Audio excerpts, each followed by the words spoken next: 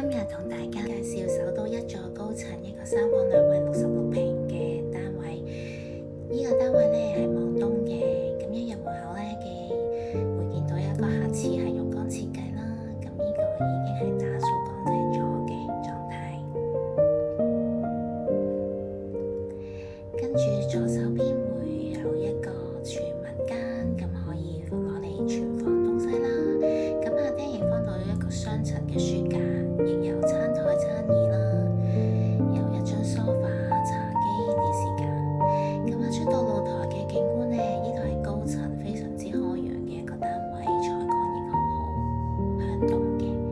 跟住我哋再睇廚房啦，廚房係有明火煮食，咁呢已經清潔好啦。咁有微波爐、電磁爐頭、煤氣爐頭、洗衣機，仲有雪櫃。出返客廳啦，左手邊會有2間房，第一間客房呢會有書台啦，另外有一個雙人床，連埋個床墊。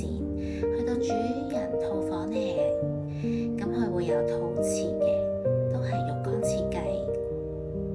咁最後主人房亦有帶一個衣架、書台同一個雙人嘅床。跟住我哋再出返去客廳嘅右手邊，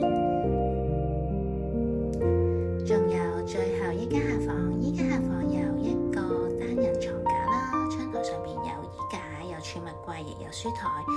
你哋鍾唔鍾意呢個單位呢？如果鍾意嘅話，留言333話我知啊！